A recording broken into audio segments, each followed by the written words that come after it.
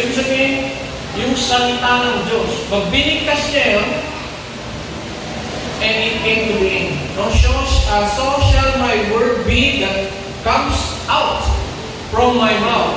It will not return to me void, but will accomplish, and it shall prosper for the things I send it. So,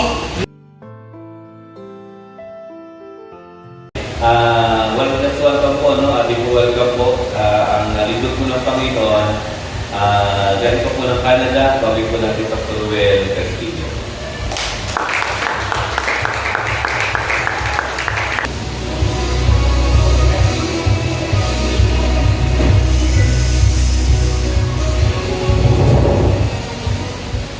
purihin na namin Panginoon.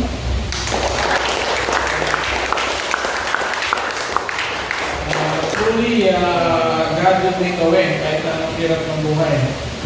So, kasama kami ni Pastor Ryan Elementary High School. So, siguro ako yata yung pinakamalayong nilalakad. Wala phase 3, lalakad na, ano oras pasok natin? 8? 7? So, lalakad na ako ng alas 6 kasi lalakarin yung phase 1, akin sa buong ng rugby. Lalakad na naman, papunta doon sa may simbahan, papunta doon sa Masay. Ako yata yung pinakamalayong nilalakad. So, walang imposible sa Panginoon kung... Kaya ang sikreto talaga, natuklasan namin, kung hindi Pastor Ryan, ang sikreto ay unahin natin ang Panginoon. So, ako, nakakilala ako sa Panginoon, sa nanay ko, nag-open ng Bible study sa bahay namin. So, Katoliko kami. So, lumaki ako sa nanay ko na Katoliko. So, naninibago ko kasi yung Christian, nagkakantahan, nagkagano sa bahay. Sabi ko, bakit ganito? So, naging, ay panganay ako. Pag panganay ka, kasi lalaki ka, gusto mong protektahan yung pamilya. Kaya, oh, sorry, pwede nyo kayo mo po. Sorry. Yeah. So, panganay ka. So, umatin ako ng unang Christian church sa Monteverde. Tapos, pagkatapos ng service, nandun ako para mag-investigate kasi Catholic kami. Ang kabutihan ng mga Christian, pagkatapos ng service, nilapitan nila ako at tinanong nila ako. Alam niyo kung tinanong sa akin ng mga Christian bilang Katoliko? Ang tanong nila sa akin is, gusto mo bang tanggapin ang Panginoon bilang iyong Panginoon at tagapagligtas? Sabi ko, oo. Sabi ko, oo, gusto ko yan. So, nilid nila ako in prayer of acceptance. So, doon nagsimula yung buhay ko as a Christian, but still I'm attending Catholic kasi yung background ng parents ko, magulang yung Catholic. And then, merong missionary na Canadian na nagpunta ng Sunshine sa lugar namin. Maybe may mga missionary din dito na galing ng ibang bansa. Yung Canadian ay napakabait. Tapos, mga ano ako nun, siguro teenager, binigyan niya ako ng Canadian pin. Sabi ko, bait naman ito. Tapos, binigyan ako ng Canadian pin. Sabi niya, when you have a chance, come to Canada. So, tumanim sa isip ko yun, saka sa puso ko na why not try Canada? So, ngayon, nasa Canada ako 17 years na. Biyaya ng Panginoon. So, yan, yung buhay ko puro pasasalamat sa Panginoon. Kasi siya lang ang may kapangyarihan sa lahat. Siya lang ang may-ari ng lahat ng bagay. Siya lang, kapag manalangin tayo, akala natin wala nakakarinig, naririnig ng Diyos siya. Yung pagmamahal ng Diyos, napakalalim. Nung pagmamahal at saka yung plano ng Diyos, anong sabi ng plano ng Diyos? Jeremiah 29:11. Sino nakaka-memorize? Jeremiah 29:11. For I know the plans I have for you, declares the Lord, plans to prosper you and not to harm you, plans to give you hope and a future. So napakaganda. And then, one of my favorite verse na dala-dala ko sa puso ko is Psalm 18:30. Anong sinabi ng Psalm 18:30? As for God, His way is perfect. Ang plano ng Diyos, kaya minsan naiinit ma-miss tayo pag nagtagal-tagal na sumagot ng Diyos. Kasi ang plano ng Diyos para sa bawat isa sa atin is perfect. As for God, His way is perfect. And He is a shield to all who trust in Him. Panahin sa namin.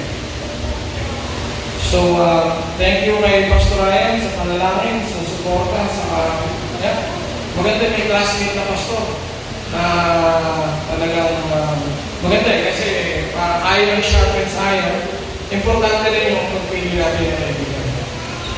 So, the book of Revelation, so the assignment na binigay sa amin is the book of Revelation contains powerful truths. Napakahalaga ng book of Revelation. Nasaan ba yung book of Revelation sa Bible? Nasa dulo. So, minsan, maraming beses tayo ng Psalms, Proverbs, pero yung book of Revelation is a very powerful book. Kagaya nito, kamatayan ng tao. No, halos naman lahat sa atin namatayan ng ama, ina, kapatid, mahal sa buhay, asawa. Anong plano ng Diyos dito? Ang plano ng Diyos, mababasa natin sa Pahayag, Revelation 21:4. Ang plano ng Diyos, sabi niya rito, Pahayag 21:4, I think nandiyan yan. So, papahirin niya ang mga luha sa kanilang mga mata. Wala nang kamatayan, kalungkutan, iyakan, o sakit. Sino gusto mabuhay sa lugar na gano'n? Walang kamatayan, walang kalungkutan, iyakan, o sakit. Iyan ang inahanda ng Panginoon sa mga anak ng Diyos. Amen? Amen. So, although we are struggling, although we are, the Bible talks about in this world you will have tribulation, meron tayong mga struggle problems. Those problems are temporary compared to the glory that will be revealed to us. Kasi ang Panginoon natin, siya ang makapangyarihan sa lahat. Another truth na binibigay sa atin ng book of Revelation is ang diablo. Now, the book of Genesis talks about the devil, Satan. Sino ba nang linlang kay Adam at Eva? Sino? Ang ahas? Kung sino gumamit ng ahas? Si Satanas. Ang diablo. Ano? Ang kahilinatnan ng diablo. At hindi lang yun, napakaraming. The Bible talks about the world is blinded. The world is deceived by the devil. I think ito yung major problem talaga. It started with the deception of the devil. So ano ang plano ng Diyos sa diablo? Ano ang kahinatnan nitong diablo na to na gustong sirain tayo, mga tao? So, basahin natin in Revelation chapter 20, verse 10. The devil who deceived them was cast into the lake of fire, brimstone where the beast and the false prophet are, and they will be tormented day and night forever and ever. Ang diablo na nag-create ng even sakit. Kung ba't in time na nandito si Lord Jesus, nagkakasakit yung tao, spirit of infirmity, pinapaalis siya. Ganun ang kapangyarihan ng ating Panginoon Jesus. So, yun ang end story ng diablo. At naniniwala ba kayo na malapit na po? And we are living in the last days. We are living in the last. Grabe na yung nangyayari sa panahon natin ngayon. So, if you have your Bibles, so, ang plano ng Diyos para sa atin, wala nang kamatayan, wala nang Satanas. Yun yung tinatawag niya, for God so loved the world that He gave His only begotten Son, that whoever believes in Him shall not perish, but have eternal life. So, yung eternal life na yun yung hinahangad sa atin. Wala na itong mga bagay mo. At marami pang iba. Marami pang iba. I'm sure we will be overjoyed. I think ang term na may sasabi ko is overjoyed when we see what God has prepared for us. If you have your Bibles, let's read Revelation chapter 19, verses 1 to 9. Revelation Bahayag, chapter 19, verses 1 to 9. After this, I heard what sounded like a vast crowd in heaven, shouting, "Praise the Lord! Salvation and glory and power belong to our God." I'm reading Revelation chapter 19, verses 1 to 9. Salvation and glory and power belong to our God. His judgment are true and just.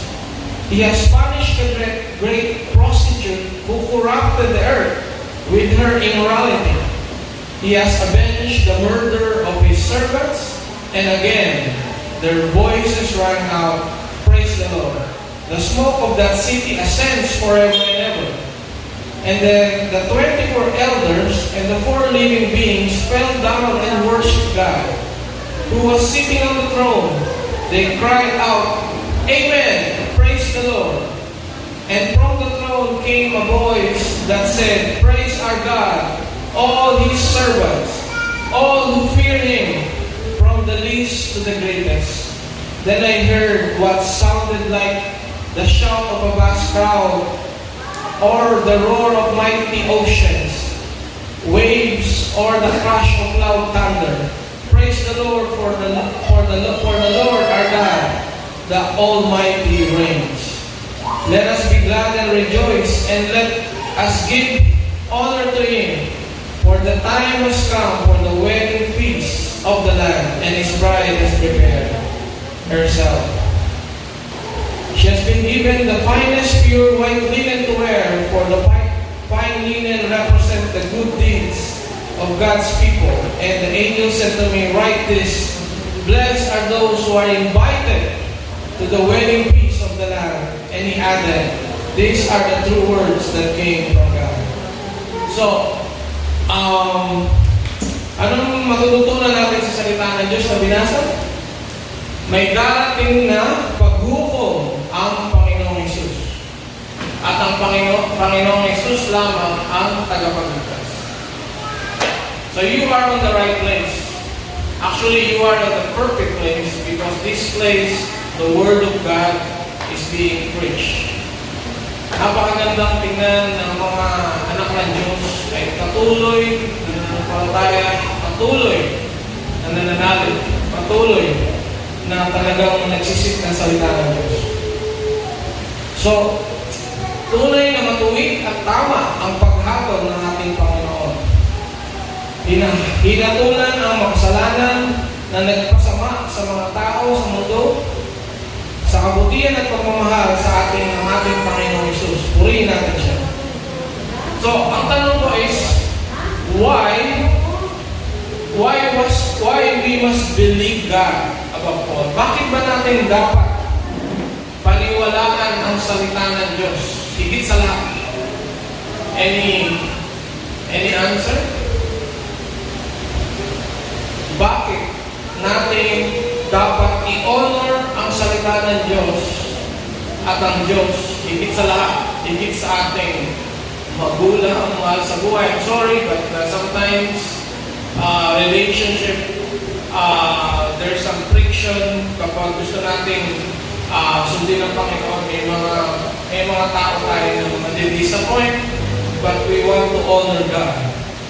We want to honor God. So, isa sa mga one of the main reasons why we must believe God above all, pwede ba meron bang Isaiah 43?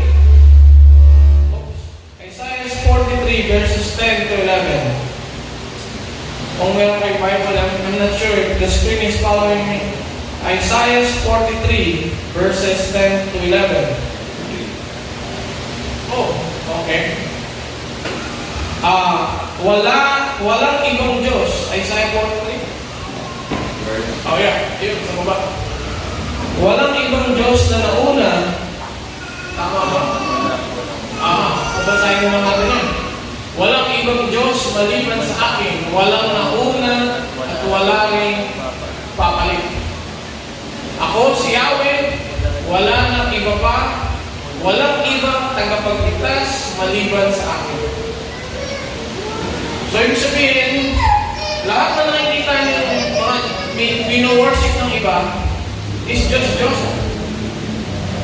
Because isa lang naman ang Diyos. Isa lang naman ang Diyos. Ang ating Panginoong Hesus, siya lang ang nagpuwis ng kanyang buhay, dumagas ang dugo sa kanyang katawan. The blood of Christ cleanses us from all sin. Bakit sapat ang kanyang buhay para sa buong mundo? Dahil siya ay Diyos, anak ng Diyos, at wala siyang kasalanan. He is the Holy, Holy God. Wala nang ibang Diyos, kundi siya lang. At number 2, bakit dapat natin paniwalaan ang salita ng Diyos? Higit sa lahat. At sundin ng Panginoon, higit sa lahat. Another thing, He created everything. Paano niya nilikha ang nakikita natin sa pamamagitan ng let there be? Sa pamamagitan ng kanyang mga salita, let there be light. And there was light. Let there be fish in the sea. And there were fish. So, ibig sabihin, yung salita ng Diyos, pag binigkas niya yun, and it came to being. No, so shall my word be that comes out from my mouth.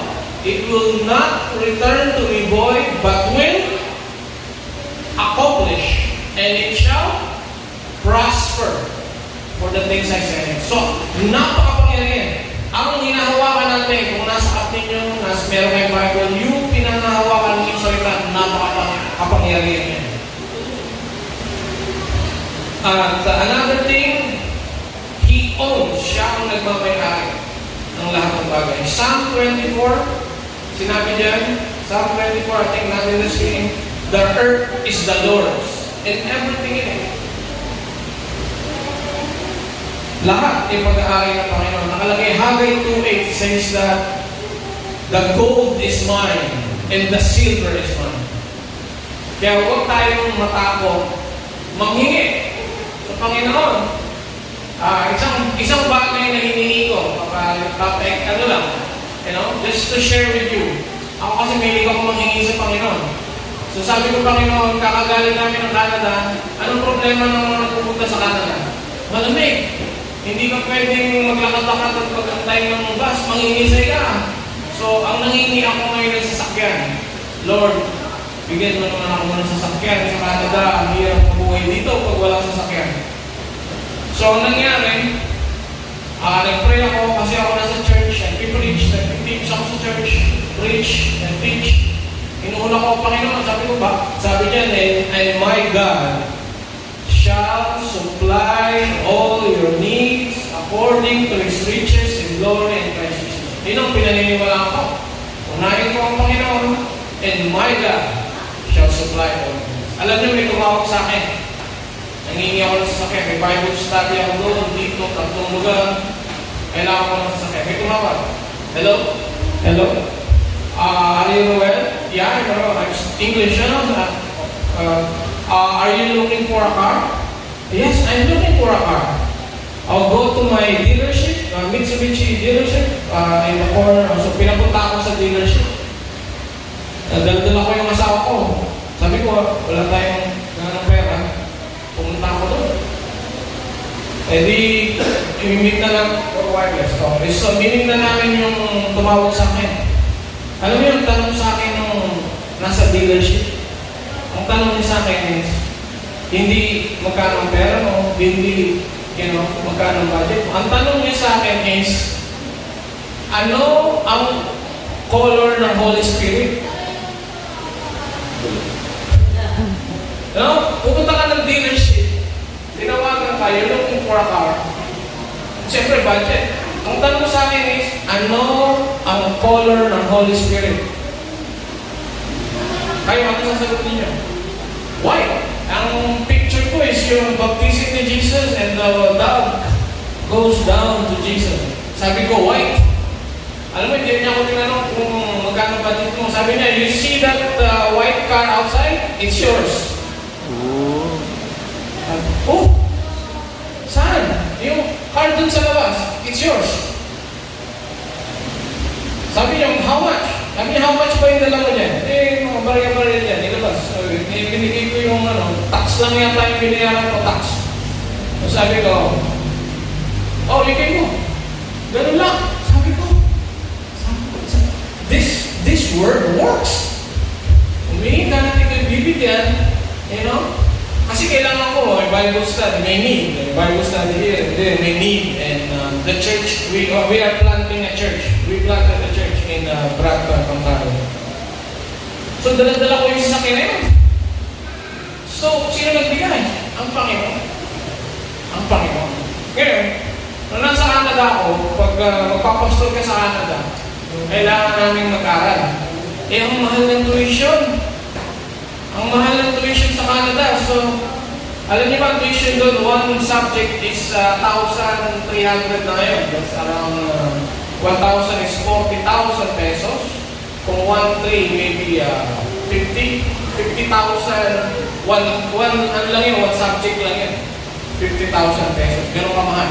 Sabi ko, isang subject lang yata ang kaya kong and daming course nung yung masteral and pastoral ministry. So, nanghingi na naman ako sa Panginoon. Sabi ko, Lord, gusto ko po sana mag-aral. Kasi dito yung mga pastor dito sa Canada nag-aaral. Kaya gusto ko rin matuto. So, nag-pray ako sa Panginoon. Nag-pray ako sa Panginoon.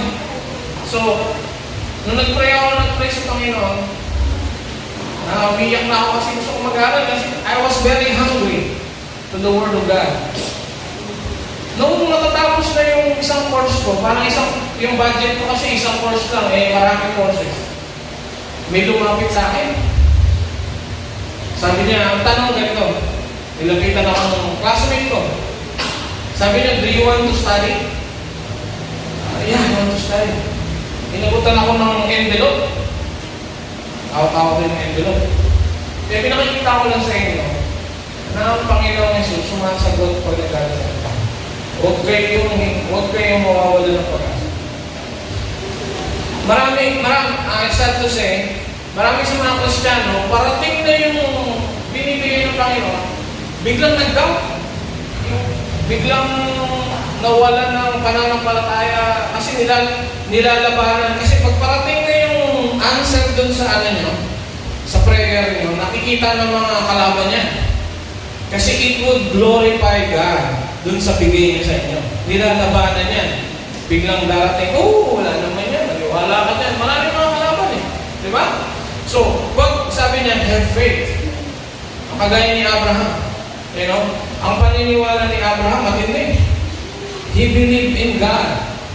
Now, I think it's in Romans 4, one of my favorite. In Romans chapter 4. Ito, ilang taon si Abraham nung sinilang si Isaac? 100. Ito, Romans chapter 4, verse 20. Ito siya. He did not waver at the promise of God through unbelief, but he was strengthened in faith, giving glory to God. Ito, verse 21, very powerful. Kung meron tayong scripture. And being fully convinced, hindi lang convinced, kundi fully convinced that what he had promised, he was able to perform. Ganun katindi yung pananampalataya ni Abraham. Pag sinabi ng Diyos, ibibigay niya sa akin. So, pumunta na tayo dun sa pag-aaral ko. Biglang yung classmate ko lumapit sa akin, inabutan ako ng cheque. Nagbiro pa Sabi niya, binuksan ko, may nakasulat, 2000, 30 di 2,000. Saktong-sakto dun sa kailangan ko. Gusto ko ng 3 courses. So, tama-tama. Nagbiro, sabi niya, bayaran mo ako sa heaven Hindi sinuli ko kasi ayoko na may utang sa heaven. Pumunta ako, magbabayad pa ako. Sabi ko, sabi niya, me. It's yours. It's your money. So, i-convert mo sa peso is around 80,000. Binigay lang ng isang tao, ginamit ng Panginoon to pass to me kasi kailangan ko mag-aaral ako, mag-preach ako, mag-teach ako, kung saan ako pupunta. So pag may need, hihingi natin. Kasi siya ang King of Kings and Lord of Lords. Yeah?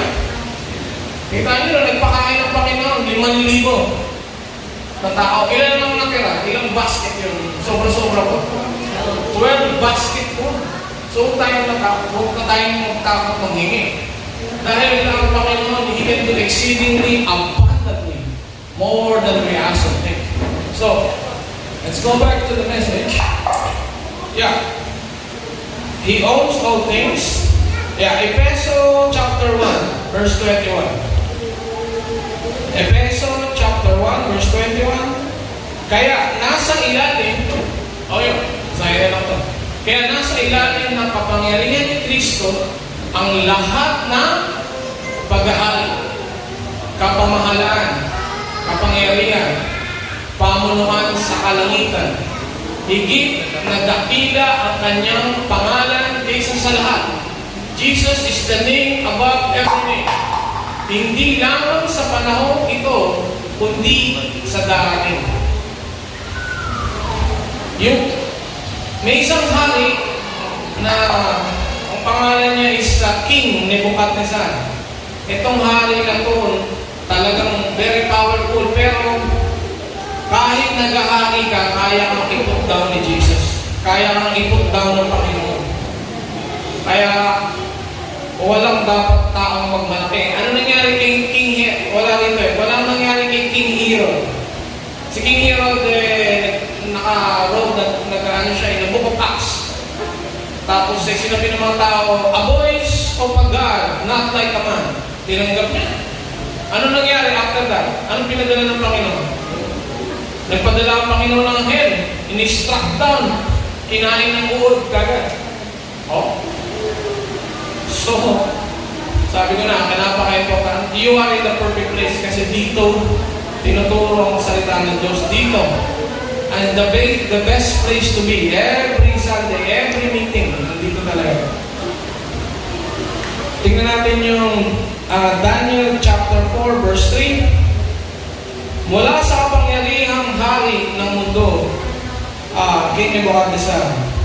Daniel chapter 4, verse 3. Kamangha-mangha.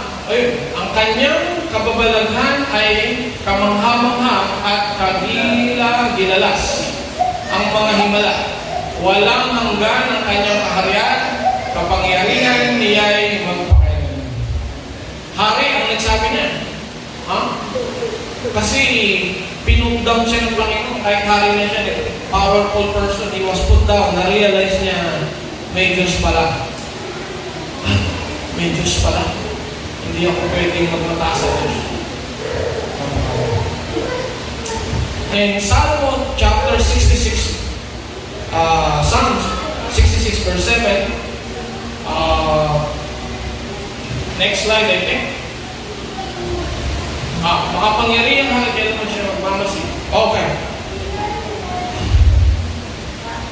Makapangyarihang hari, kailanman siya ay magmamasi, magpakailanman. Kaya huwag magtatakam sa kanya ay lumang. Magtatakam sa kanya ay lumang. So, let's read the story.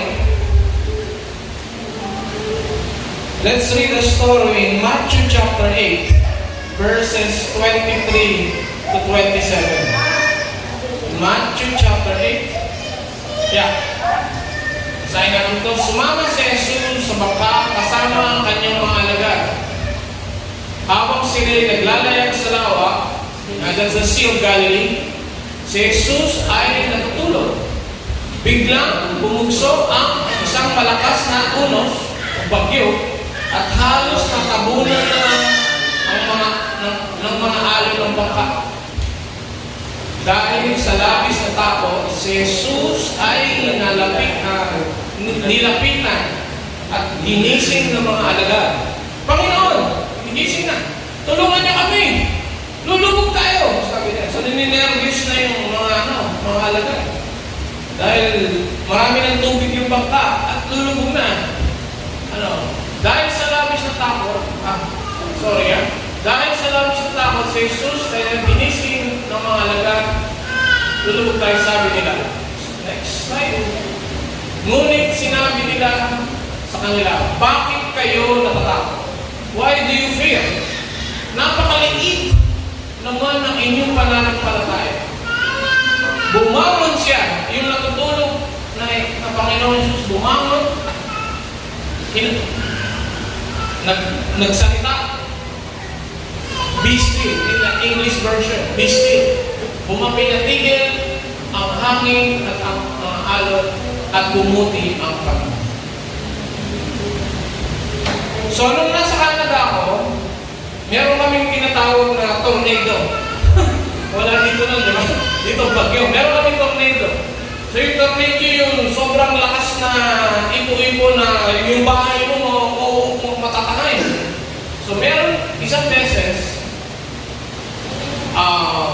nag-i-start pa lang akong may nagtitraining sa akin na isang evangelist, tinuturuan ako, tapos may bagyo na dumating. Yung bagyo na yun, yung salamin na yan, basag. Yung salamin namin sa building, basag. Tapos lumabas ako kasi nagliliparan yung mga gamit, iniisa-isa namin hinihila. Tapos napagod na ako. Naisip ko ngayon ito. Kasi sabi ng Panginoon, liit ng iyong pananampalataya. Sabi ko, subukan ko kaya ito. Try mo lang, no? Sabi ko, in the name of Jesus, I command you to stop. Try.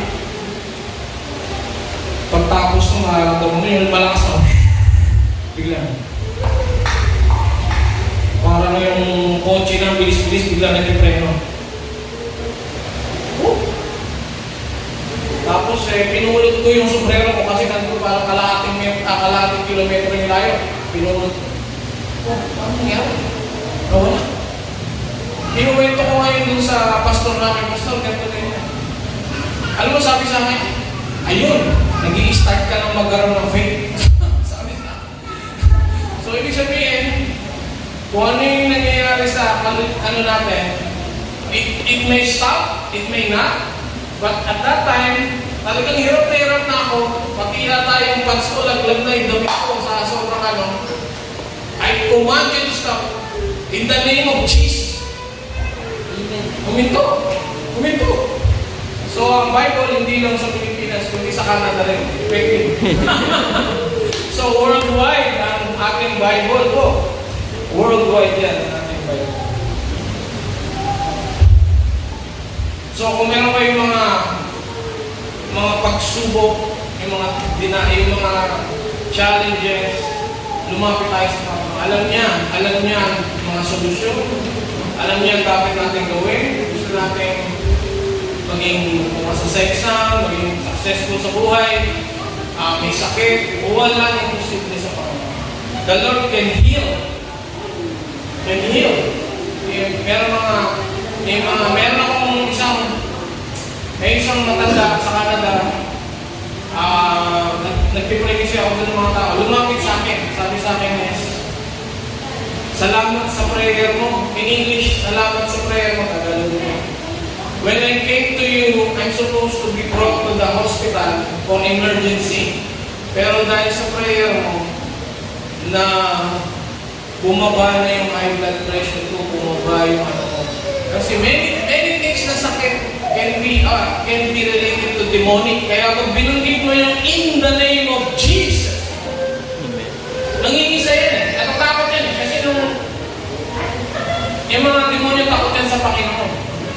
Nakikita nila na kayo ay anak ng Diyos, kaya huwag kayong matatakot. Parang like Joshua chapter 1 verse 8 and 9, be strong and sabihin niyo yung katabi niyo, be strong and courageous. Yeah. Be strong and courageous. Maraming bagay na gustong ipagawa ang Panginoon sa inyo at kayo ang kanyang mga napili para ipahayag ang salita para magtagumpay. For the plans I have for you, declares the Lord, plans to prosper you. Prosper you. Hindi lang sa akin, para sa akin. Itong estudyante na naglalakad, umulan at bumagyo sa sunshine, papunta ng San Jose. Ilang oras pa yun? More than 30 minutes siguro yung lakad ko. Pwede pa lang mag-abroad. Pwede pa lang magkaroon ng magandang buhay. So, kahit na kaano kahirap ang buhay, may pag-asa. May pag-asa. May pag-asa. May pag-asa. May magandang buhay na nag-aantay. Unahin natin ang Panginoon. Yung pagbibigay, napakahalaga niyan. Yung pagbibigay sa Panginoon, napaka-importante rin yan. Kapangyarihan ng ating Panginoon, Juan chapter 11, verses 43 to 44. Pagkasabi nito ay sumigaw siya. Sino yan? Si Jesus. Lazaro, lumabas ka. Kapatay si Lazaro ng 4 na araw niya. Lumabas na si Lazaro na nababalot ng telang panlibing. Ang mga kamay at paa may nakatakip ring tela sa mukha. Inutos ni Jesus sa kanila, kalagan niyo siya at nang makalaya. Next page. Okay lang. So, kalagan niyo siya. Ilang araw patay si Lazaro? 4 na araw. Dito, wala nang pag-asa, di ba? Pero sa Panginoon, walang imposible. Meron ba kayong mga pangarap na namatay na? O parang pangarap na akala mo wala nang pag-asa? Huwag nila apit sa Panginoon. Pwede ang mabuhay. Mahal na mahal tayo ng Panginoon. Mahal na mahal kayo. Grabe ang pagmamahal. Actually, yung pagmamahal ng Panginoon beyond my understanding, beyond our understanding. Napaka-buti ng ating Panginoon Jesus. So,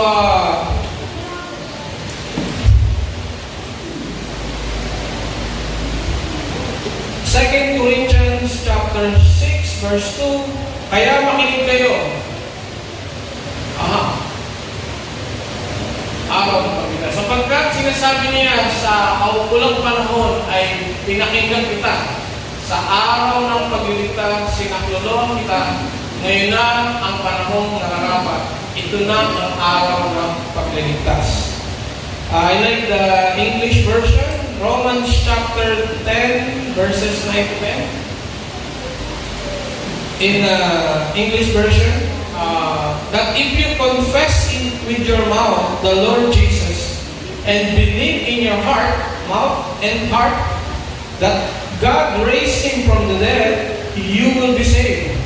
For with the heart one believes unto righteousness, and with the mouth confession is made unto salvation. So I would like you to sorry. Okay, ito tayo pala.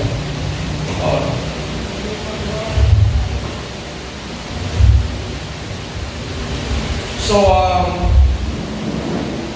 how many heard the story of Eric Riddle? Narinig niyo ba si Eric Riddle? I-share ko.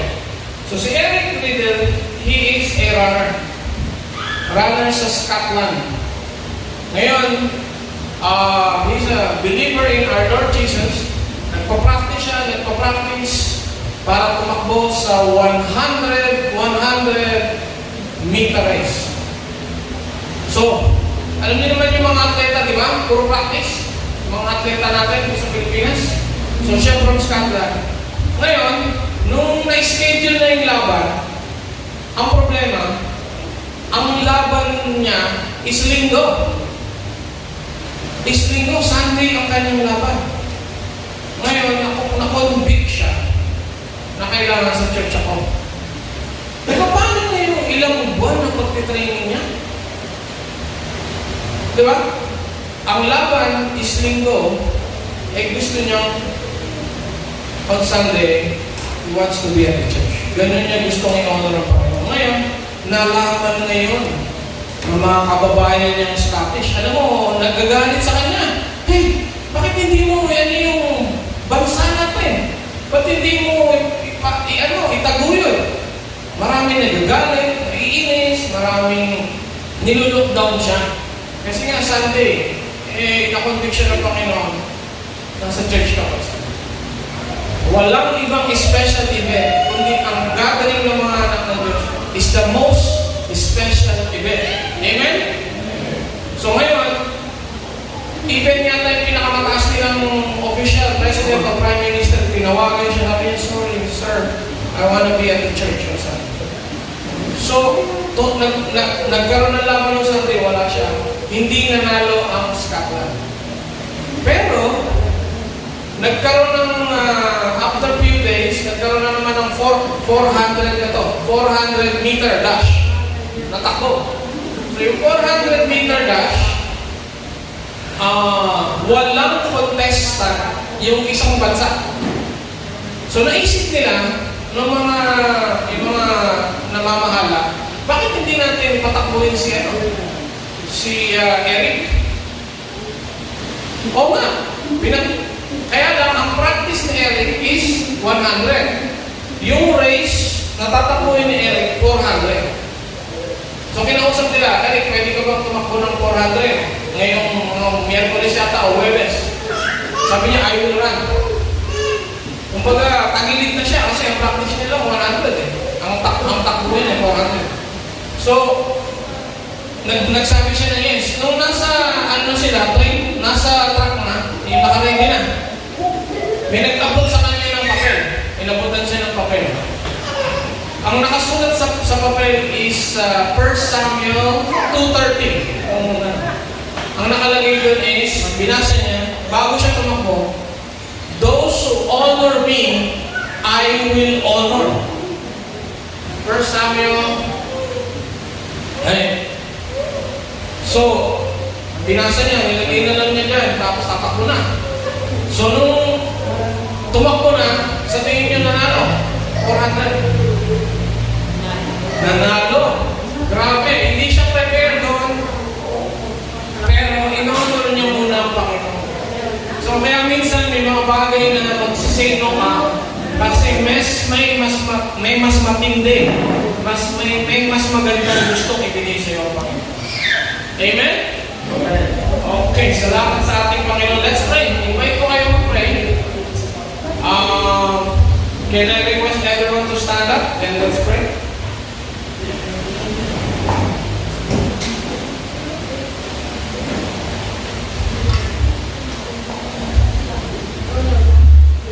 So, kung gusto ninyong any first time here, gusto ninyong tanggapin ang ating Panginoon, I will lead in prayer and the believers can pray as well. So, let's pray. Pwede niyo akong sundan sa panalangin. So, we will be praying to God and let God be in our lives. Gusto niyo ba ang Panginoon sa buhay ninyo? Amen. So, lahat na. So, let's pray. So, sundan niyo ako. Aming Panginoong Hesus, sinasamba po namin kayo. Panginoon, patawarin niyo po kami sa aming mga kasalanan. Pumasok po kayo sa aming puso at isipan. Gabayan niyo po kami. Tulungan niyo po kami maunawaan ang inyong salita. Pagpalain niyo po kami sa lahat ng bagay. Bigyan niyo po kami ng talino, lakas ng pangangatawan, at kayo po ang manguna sa lahat ng aming gawain. Salamat po sa inyong salita. Salamat po sa pagmamahal ninyo sa amin. Salamat po sa inyong salita na totoo at buhay. Ito po ang aming dalangin sa Sa pangalan ni Jesus. Amen. Amen. Praise the Lord.